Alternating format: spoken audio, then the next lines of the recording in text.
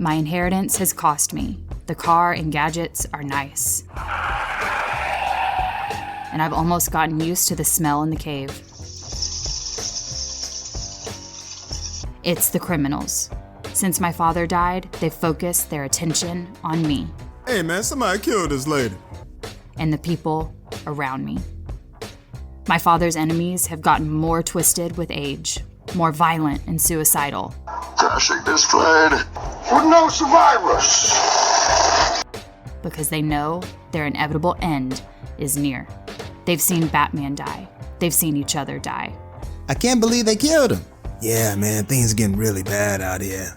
The Riddler. This puzzle is far more than any mere game. Dr. Death. You and I go way back, Batman. Two-Face. I still believe in Harvey Dent. All gone. Like the life I hoped for beyond this mask. Everything I have, everything I am, is because of him. I'm the Batman's daughter. I am the Huntress. And tonight, I'm hunting the man who destroyed my life. Hello and welcome to the Huntress Podcast. This is episode number 41. I'm Ashford and along with me is Laurel. Hello, Laurel. Hi, Ashford. How are you? I'm well, thank you for asking. And we also have Diane. Hello, Diane. Hello, Ashford. Oh, this is awesome. Okay, so we are going to talk about on episode 41. This is a Helena Wayne episode. We do both Helena Wayne and Helena Bertinelli together and respectively. This also shares a feed with the Batman the Outcasters podcast, where we talk about Batman and the Outsiders. And it also shares a feed with the Batgirl Cassandra Cain podcast. But hey, welcome everyone to episode 41 of the Huntress Podcast.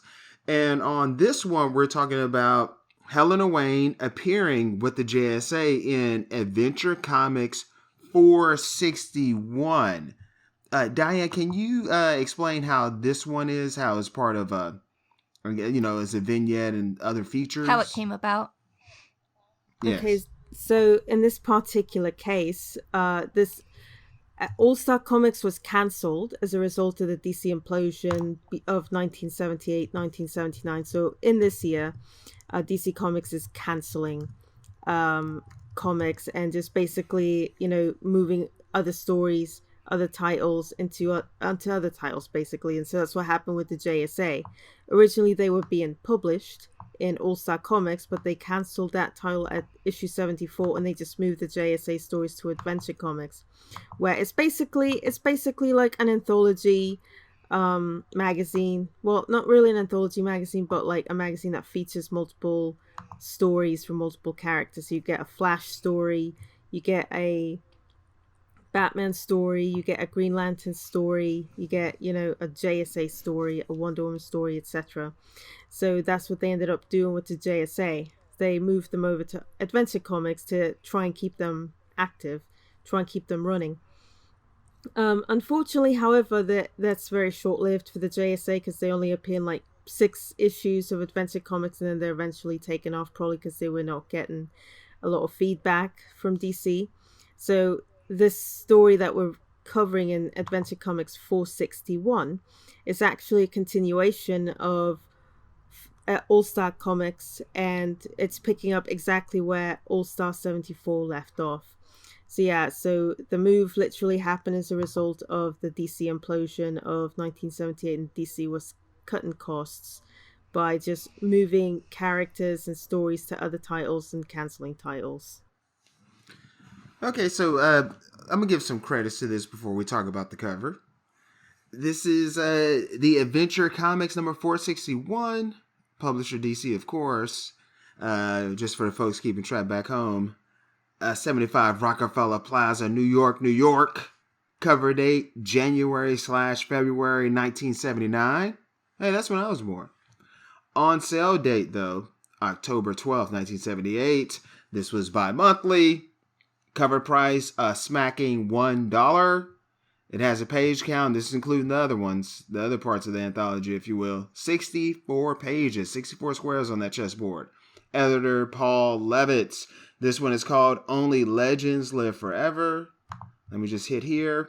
And I'm going to go there. I'm walking you through my clicking. Sorry. Title, Only Legends Live Forever. Now, this one has a page count of 13 pages. This is Just Society of America on Earth 2. Writer Paul Levitz. Artist Joe Staten. Yay! Letterer Ben Oda. Colorist Adrian Roy. And this was reprinted in Justice Society Volume 2 trade paperback back in 2007. Showcase presents All-Star Comics trade paperback 2011. And All-Star Comics Only Legends Live Forever 2019. Wow. Artist on the cover, Jim Aparo. Hey, Diane, what do you think about this cover? Well, if we focus on the JSA part of the story, it doesn't really tell us much about what the story is going to be about, but it does show us which characters we can expect in this story. We can expect the Flash, Green Lantern, Dr. Fate, Huntress, and Power Girl. So at least that gets me excited to see those characters. And of course, you've got, Huntress smiling, Power Girl is smiling. Also, Jay appears to be smiling. So it looks like they're enthusiastic about whatever they're about to do. That would be my first impression. I did notice that Helena Wayne has a bat logo on her belt instead of her usual H logo. That's one thing that I thought was different. I don't know if anyone else noticed that or if it was just me. But yeah, Helena's got a bat on her belt buckle instead of her usual H. As for the rest of the cover, we've got the Earth 1 Flash, Barry Allen in prison, and I'm guessing that's Iris right there. And on the other side of that, we've got Donna Troy seemingly beating up Wonder Woman, and we don't know why. So it looks like out of all the stories and then we've got Dead Man. But out of all the stories featured, it looks like the more interesting story appears to be Donna Troy hitting Wonder Woman in the face. Wow. Laurel? I think this is really, really busy. It's a very busy cover. You've got a lot of people, a lot of motion, and a lot of words and banners and stuff all over the place. Little boxes of who's who, and it's just kind of nuts. I think if you were somebody that wanted a lot in your comics because, they're trying to sell this as, hey, we've got a lot in here for you to read, then this works because it's very busy and it's sort of like, oh my goodness, if it's that busy on the cover, what am I going to see? There'll be a lot in here. So I can see where it would sell that way. But as far as trying to sell the actual stories, not so much for me. And I think it's a cool cover, and I like seeing that purple on the Huntress. Diane, could you give us the synopsis to this one? Definitely. Yes. Right, so Adventure Comics 461. Following the JSA's brushing with a thorn, Wildcat relaxes at the JSA headquarters recovering from his injuries while Green Lantern and Power Girl help the Flash with an experiment in an underground lab to test one of his theories. As soon as the Flash concludes that the Green Lantern's unlimited willpower surpasses that of Power Girl's limited strength, the latter storms out the JSA headquarters, annoyed by that conclusion. At Helena Wayne's flat, Helena prepares a souffle when she gets an unexpected visit from Robin, who tells her he's aware that she is the Huntress and that she got his old job at Cranston, Grayson and Wayne law firm. Helen is immediately alarmed by this revelation, but Robin reassures her he won't tell her father his secret. In downtown Gotham City, an angry escaped inmate climbs the walls of the Gotham City Trade Center, demanding the presence of Police Commissioner Bruce Wayne, threatening to level the Twin Towers should his request be refused. The Gotham City Police try to help calm the man down, but their attempts to appease the man prove fruitless and the man's threats continue. The Society then respond to the scene of the threat, but as soon as it is revealed that they're not dealing with any run-of-the-mill convict, it turns out someone had granted the inmate specialized powers that both facilitate his escape from the prison and made him a dangerous threat in Gotham. The Society try to subdue him, but are promptly defeated by the inmate, whose powers prove too strong to contain, and the inmate manages to overwhelm the team. Commissioner Wayne then appears at the scene of the incident, but quickly disappears the moment the inmate is distracted by the appearance of Dr. Fate. And this concludes the Adventure Comics 461 story, Only Legends Live Forever. Well, as far as discussion goes, I was saying off mic, we've got a whole little 3 pages or so of a limited story here explaining the whole Earth 2 concept. So we've got that going on, and then we've got, of course, a major fight scene, and that takes up some page count. So we, as far as character development, that kind of stuff is sort of crammed in here, but I think it's done quite well. We've got this, at the beginning, there's an experiment with Power Girl and Green Lantern, and honestly, it looks like they're just trying to prove that her powers aren't good enough, that, you know, the old man's willpower is better than your strength kind of thing. And then we get this sexist comment from Wildcat about keeping women in the kitchen, and it's just sort of, unless this has a narrative use in the next issue, I'm going to be really angry about this, because it's really insulting. Diane, what did you think? Well, going back to our previous conversations from when we covered All-Star Comics, one of the themes that Paul Levitz wanted to explore with the New Generation JSA was generational differences, which includes generational differences in attitude and, you know, belief systems and stuff like that.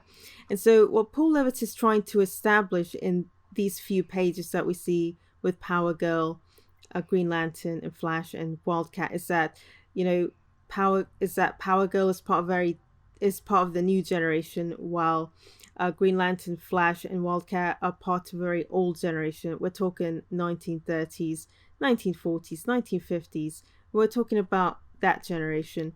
And so he's trying to establish that these 3 men, although they're superheroes, they also got very outdated views on women. And of course, Power Girl, being a very modern girl, especially in the 1970s, when the third wave feminist movement was taking place. Oh, no, rather, that was the second wave, my bad. Second wave feminist movement. She embodies, you know, the attitude that, hey, women are not inferior to men. Women are equal to men. And the fact that you feel the need to insult me like this, you know, is very upsetting. I'm getting out of here. And I can't say that I blame Power Girl for storming out of there the way that she did. But if I were her, at this point, I would be questioning whether or not I want to be part of a team where the older generation men do not respect women. I think if I were in Power Girl's place, I'd be motivated to start my own team at this point. But considering that, you know, she doesn't have any other younger female members there to make a new team with, you know, I guess she's at a loss there. So it's either go solo or continue to be part of a team that doesn't really respect her. Ashford, what about you? What did you think of this opening gambit here? Okay, so this is where it doesn't land, obviously, where, okay, so, you know, especially like television and comics back then, where they'll do something where the male will say something male chauvinist, and then the female character will go like, you're being a male chauvinist. So it seems like, hey, we're being equal. You see that? How we show both sides of it? But when they do that, it's the comment like, she's women, there's just no understanding of them. My old manager sure was right, and he makes that comment. That's what ends up landing. Like in the end, because the people, because, all right, I'm just going to go into this. I remember back in 2001, I was a very young man. And I came to this conclusion, but I didn't realize just the heaviness of it. Like, it was me, like, really kind of coming to terms with this where, okay, like, for instance, you're, like, someone's watching Karate Kid back in the 80s, and there's these people bullying him. So you weren't supposed to go for the bullies. But I think when I became an older, like a young man, I think I realized, I think people missed the point. Like, in the end, they're going for the bullies. So, like, with this whole thing where, like, she storms off and, like, you know, Green Lantern, Flash, you're full of crap. You should have went, like, yeah, they sure were. But now when you think about it, based on all this stuff that's going on, people weren't thinking that. It didn't win out. I think they just went like, yeah, I guess Power Girl don't know what she's doing. Or just the message of her going, what they just did and what they're saying to me is crap. But apparently a lot of folks aren't picking up on that. So I want to get into that point and just how it's always dangerous when you do that. So someone like Archie Bunker, where it's a farce on that character, like you're not supposed to be that way. I think more people, they miss it and go like, yeah, Archie Bunker's right. So I think this is very dangerous when you do this. But as far as like introducing how Earth 2 works, I love that part. Oh, the 3-page intro? Oh, yes. And I also want to add this too. Like, again, I'm sorry to do this. Like when people go like, well, of course they thought like that. They're from the 40s or whatever. No, they're the main people that should be quote unquote woke, because you saw Martin Luther King up close. You're seeing the changes. They should be the main ones going like, yeah, oh yeah, that was the wrong way to think because you've been around longer. It should be the 20-year-old thinking more kind of crazier, and the older people should go like, no, actually I saw Martin Luther King give the speech. So yeah, I'm more moved by that. Like, yeah, so that whole thing of they're an older generation, so that's why they think like that. That needs to stop being an excuse now. But anyway, I'm sorry. No, that's a completely legitimate point. I don't see... Well, it sounds like we're reading it two ways. Diane is saying, it points out they're from the older generation, and you're coming from the, yeah, but they should know better because they're the older generation. Am I reading you folks correctly? And yes, and they experience so much. Like, they experience time travel, and they even talked about in that America versus the JSA where we learned about tolerance, where it was that consciousness or whatever. So because you've seen more, but I get it. Paul Lovitz had to put them in the constructs like, hey, younger, older. And this is how we would play it now. Where in the now time, forgive me for using this term, we're a little bit more sophisticated. So when we do 21 Jump Street, that dude that was cool in high school in 1980, the kind of cool now, that doesn't compute. And the dude that had a struggle in high school, he makes more sense now. They flipped it. Ha-ha. So I think if you were to do like elder generation versus younger generation, writing that now, you wouldn't play it so cliche like this. I don't know. Mm-hmm. Mm-hmm. Diane, you have anything else?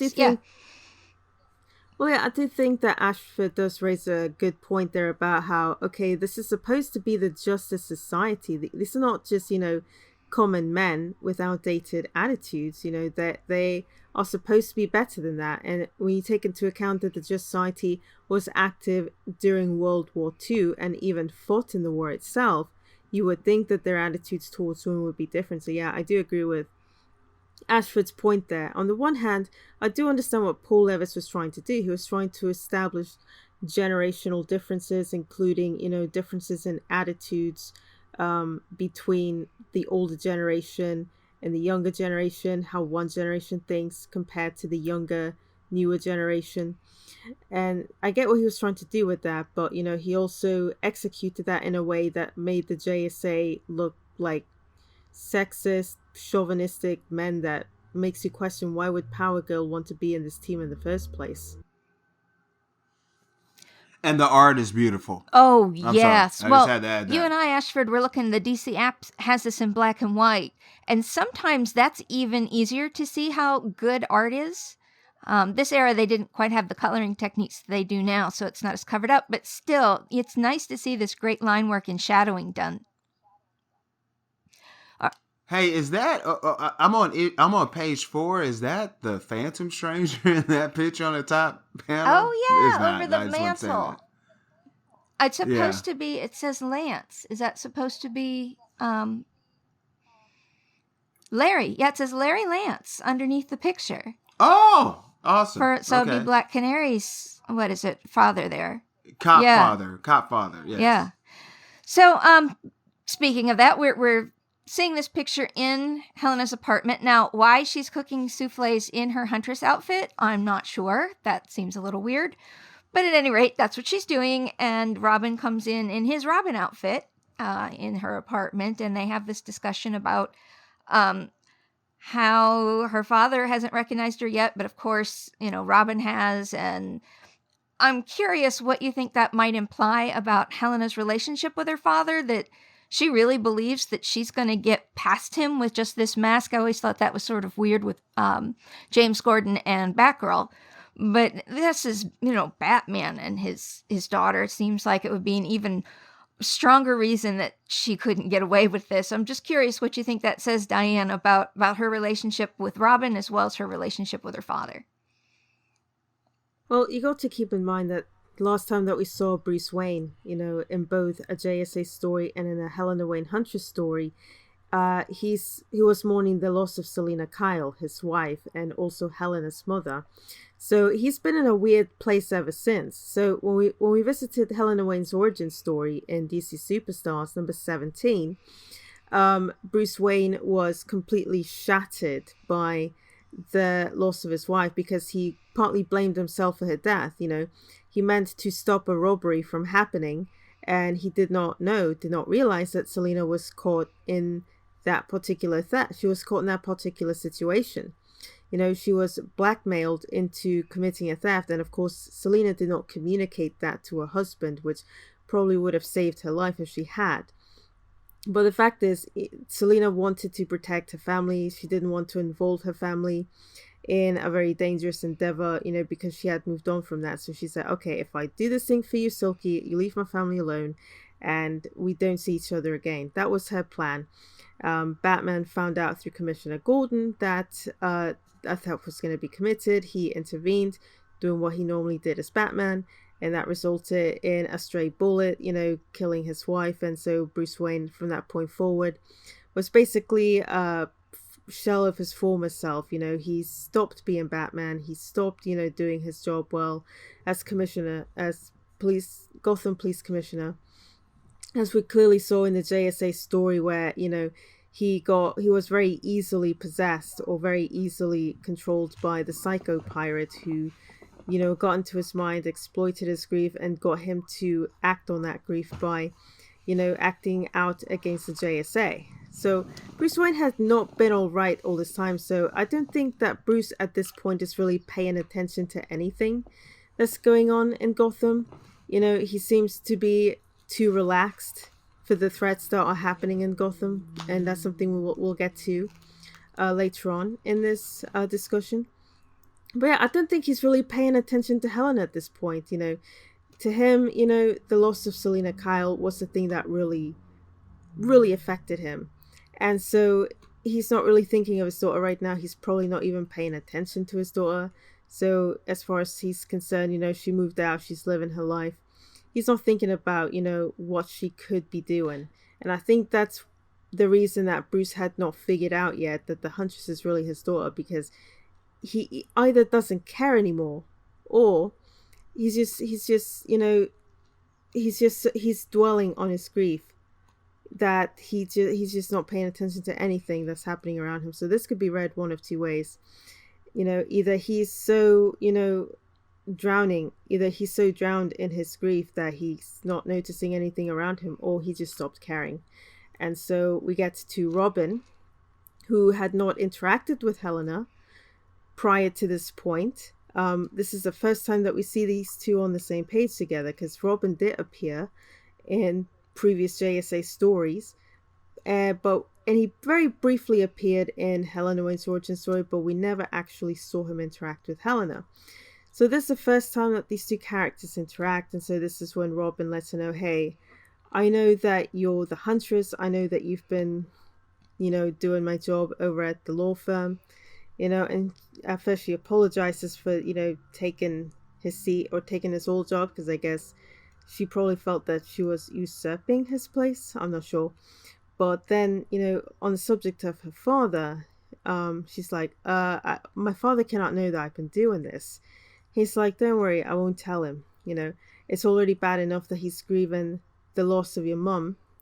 We don't need him to further break by knowing the truth that you're actually going out there, risking your life, doing what he used to do. That might break him even more. So I think that's the reasoning that Robin is going with.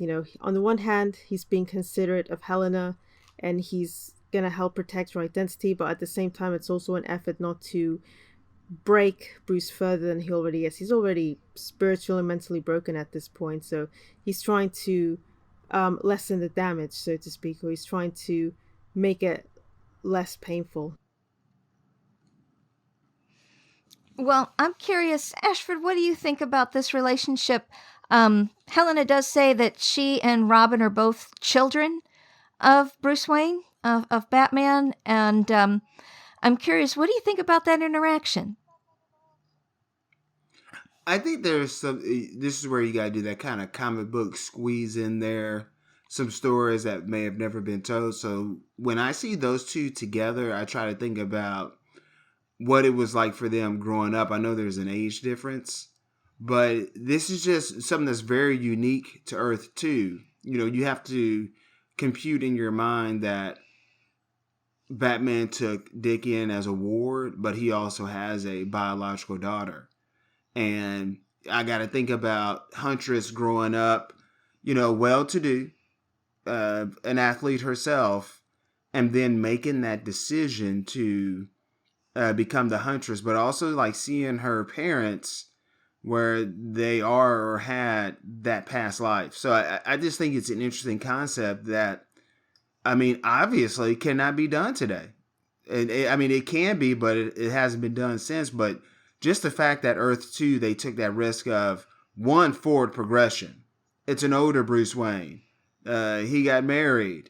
He has an adult daughter. Superman has aged. He is now the chief of the Daily Star. Like, just that whole concept of that being done, and then like a second generation of heroes coming in, I just always find that fascinating. Yeah, it is pleasant, isn't it? It's something different. It shows our heroes can grow up, because in this one, Robin is still called Robin. He didn't have to have that big break with Batman in order to be his own person, to have to be Nightwing in order to break free and be an adult. In this world, he's able to be an adult Robin, which is nice, you know, that Bruce and he were in such a place that they could do that.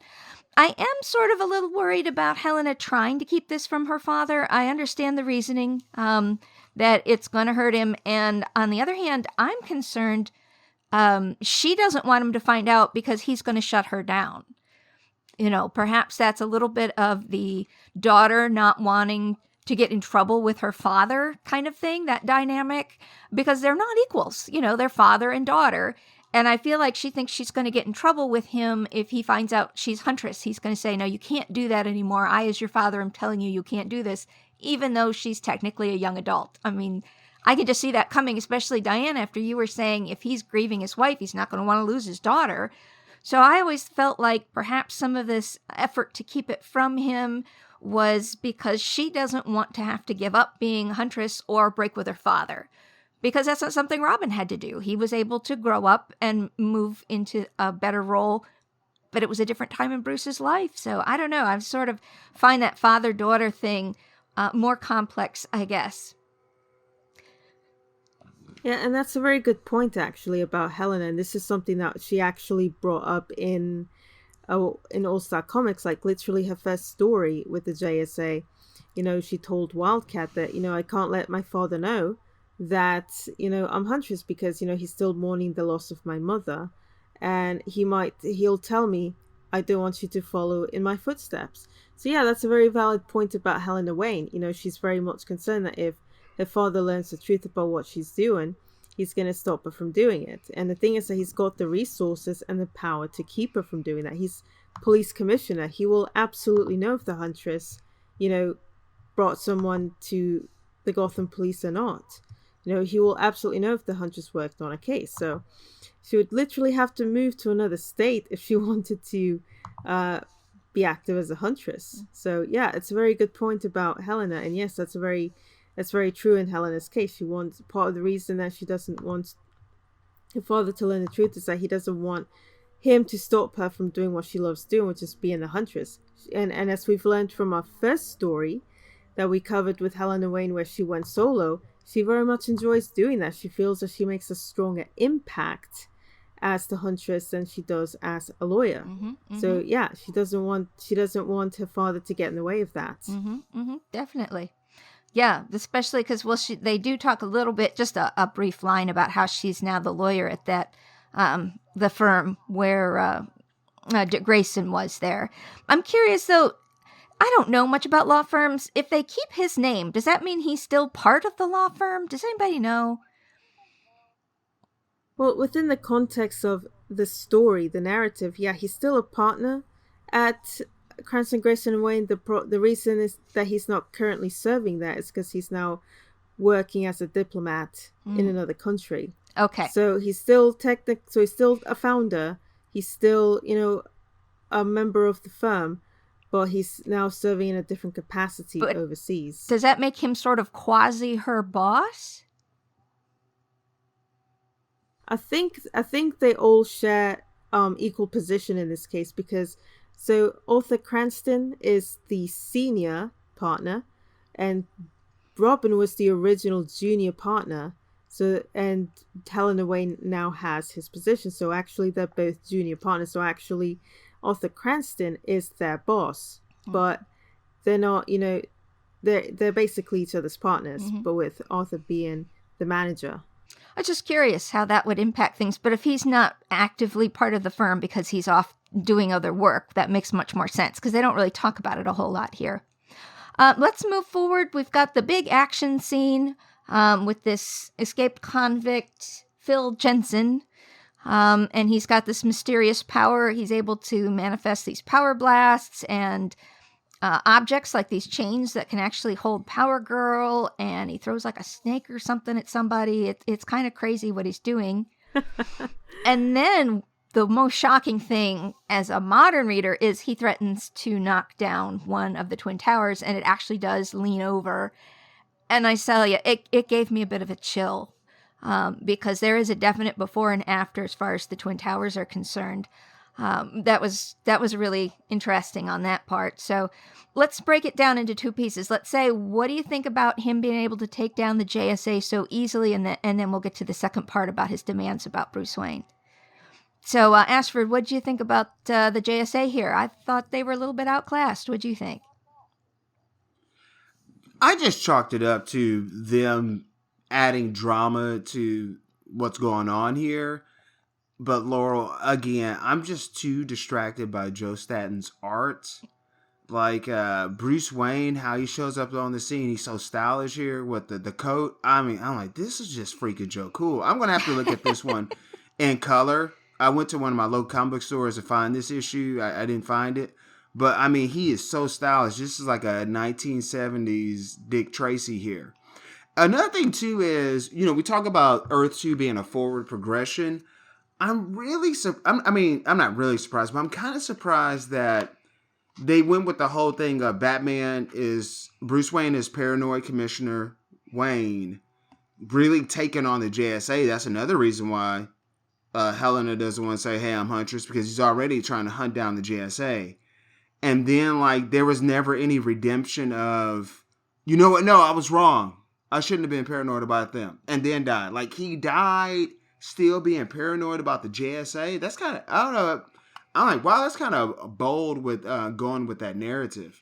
But yeah, seeing these towers, which I'm thinking, they must have, whenever there was a terrorist threat, that's one thing they must have threatened all the time. So that's just in the zeitgeist or the subconscious of the writer. Yeah, to me, I just thought with all this action, yeah, you really wrote him up. I mean, because this is going to be the dude that eventually kills Bruce Wayne, right? That would be in the next story, yeah. Oh, yeah, sorry about that. But so I guess they had to make it believable. Well, why this random dude? Well, I guess he took out the JSA. Diane, what are your thoughts? Well, with regards to taking out the JSA, I think the main thing that's being established there is that although Bill Jensen is actually an escaped inmate, he technically should not be more powerful than the JSA, but someone or something granted him those powers that facilitate his escape. So whoever granted, Bill Jensen his powers, that person clearly has an agenda. And so they want to use Bill as a means to an end. So maybe the reason that Bill Jensen was specifically targeted is because Bill Jensen has a grudge against Bruce Wayne. So maybe the person who targeted him wants Bruce Wayne out of the picture. So he figures, well, if I give you, Bill Jensen, the power to kill Bruce Wayne, you can eliminate the first part of my problem and I can move on with what I need to do. Now, who hates Bruce Wayne enough to get Bill Jensen to try and kill him for them. Bruce has got too many enemies. You can literally pick any one of them. I guess the first one that would come, in a lot of people's minds would be the Joker, but then the Joker would actually do the job himself. He would not give it to someone else to do. So it's clearly going to be someone who is very powerful, or at least powerful enough to grant Bill Jensen the power to not only take out Bruce Wayne, but also subdue the JSA if needed. So I'm going to say it's probably going to be a JSA villain. If this was not my first time reading this story, I would think that the Wizard was behind this one. Who else can actually do that apart from the Wizard, or even Wotan? I would probably think Wotan would probably be another one. He's a Dr. Fate villain. Well, Dr. Fate does show up in here with Bruce Wayne, and I found it interesting. Let's get into a little bit on his appearance here, because Jensen is demanding Bruce Wayne, and eventually, yes, he does come with a bit of a police escort with him, of course, as the commissioner. And when Jensen goes to try to fry him, this energy blast shoots out of Jensen towards Bruce Wayne. He doesn't react. He's just standing there with his hands in his pockets. The cops are getting ready to take cover. They're all reacting. He's just standing there. Now, Dr. Fate is the one that put this bubble up so that, the blast didn't actually kill everybody. But I find it was interesting that, he just stands there. It's like they practiced this a number of times. Yeah, when I move my little finger like this, put the shield up. Yeah. But Diane, you had a comment on this, on why he might be doing that. Yeah, so going back to what I said earlier, I mean, apart from the, normal answer of, well, he's Batman, nothing makes him flinch anymore. When you look within the context of this story, Bruce Wayne is still grieving the loss of his wife. And as I mentioned earlier, he's either in a place where he's too drowned in his sorrow to, notice what's going on around him, or he just doesn't care anymore. And I think this is what's really driving that point home. He's so, affected by the loss of his wife that it doesn't matter to him if he lives or dies anymore. So, yeah, oh, you want to kill me? Okay, go ahead. So I guess you could say that this is probably an indicator that maybe Bruce is feeling suicidal as well. Maybe he wants to join his wife in death. Maybe he wants to end his grief. And he's just doing it in a way that, he's doing it the only Batman way to do it would be to just get taken down by a criminal, die as he lived, basically. Wow. And that's the way I interpreted that scene as. And this will make more sense when we get to the second part of this story, where we actually do discuss, the aftermath of all of what's happening in this story. But yeah, I think that everything that's happening in this particular story is building on everything we've been seeing since literally the relaunch of All Star Comics in 1978, along with the well, actually no, it was relaunched in 1976, but we're basically seeing everything that has been building up to this moment. And we especially saw it with Helena's origin story. We learned why Bruce Wayne is the way that he is now. So I think that's what all of this has been building towards. It's all setting up for the death of Batman, basically. Well, which I'm just curious. You had mentioned the earlier case where Psycho Pirate manipulated him into acting out against the JSA. Do you think there's any lingering thoughts or something about that? Because I don't know that they came to a real resolution there, did they? They never did. No, they just kind of went their own separate ways. And this is something that's going to get brought up again in America versus the JSA, which we're also covering for Right On Network Presents. So yeah, there was never any resolution between the JSA and Bruce Wayne. At best, at the end of that one story where he got possessed by the Psycho Pirate, they just acknowledged what happened, and that's kind of it. There wasn't really any apologies for what happened, and they just kind of went their separate ways. But the JSA and Bruce Wayne, they were kind of not on good terms after that point. Mm-hmm. Even if they did not openly acknowledge that, they were very much not on good terms after that particular episode. And again, this comes up again in America versus Just Society. Yeah, wondered how that was going to work out. Wild. Mm-hmm. Go ahead, Ashford. That is just unresolved. I just think that's wild that that's just unresolved like that, and they had it where this Bruce Wayne, I mean, just he died in paranoia. I mean, but I guess that's just real life though too. Yeah, things He's happen. grieving You and don't he's always out of it. you don't always shake hands and are the best of friends anymore. There are some bonds that do get Yes. broken. So, Yeah. they hadn't earned their way back into it, I guess is what I'm saying. You can take time and effort in order to regain those kind of trusts, but it's hard because you don't know how much was already in his heart that he was resentful of them. The psycho-pirate is manipulating him. That was always confusing to me. I never knew how much of that was manipulating feelings and making them stronger, the psycho-pirate, or just implanting something new altogether. Never been quite clear on that. All right, well, Diane, Ashford, and I have talked about the art a little bit. You've got the color version. What is your opinion on the art? Are you enjoying it as much as we are? Okay, so what I said was that, the thing I love about Joe Staton's artwork is that his layouts are always, very easy to follow, and I also love the action sequences that he draws. The characters are very fluid, the motion is very fluid, it's never static, it's always very dynamic. And then, of course, I really love the way that he draws the characters as well. His Helena Wayne is amazing. His Earth 2 Robin also looks great. And of course, I love the way that he draws, the JSA. But I especially love the way that he draws Bruce Wayne in this particular story. I like the way that he drew, how he's got that...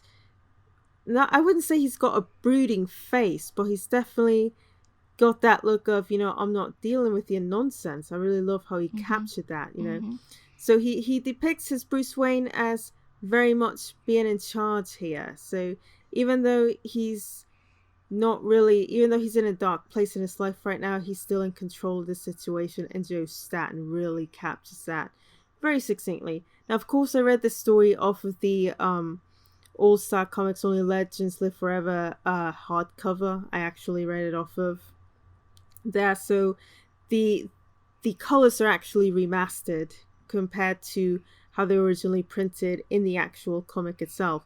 And in the remastered version, the colors really pop out, and it just makes Joe Staton's artwork really, really stand out. It's amazing to look at. It's Joe Staton's artwork by itself. When you don't see it in color, it's still amazing, and it's still very eye-catching. But when you add, the remastered colors to it, it just really pops. Everything about the artwork is amazing. You're definitely right about the I'm not taking your nonsense face. The body language, we were saying, his hands are in his pockets. But yeah, the face is like, okay, what the heck do you want? He's not impressed by any of this.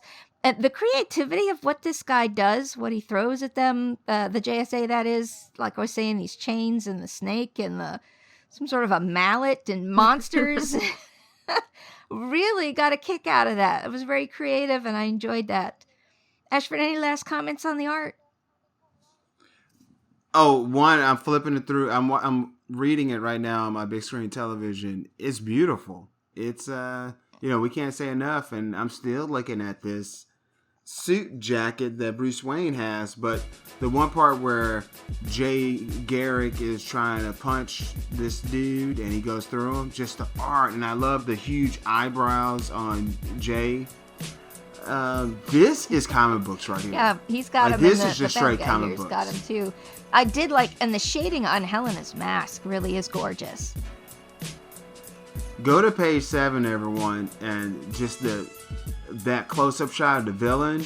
It's kind of extreme, like with his hands and stuff, but it's just awesome. Like, man, this is comic booking right here. It's fun. Yes, definitely is. Do you guys have anything last thing you want to add on this, or Ashford, do you want to close this out? Yeah, I'm gonna close this out. Diane, you have any last words? Oh no, I think we've covered every main point that there is to cover about this one.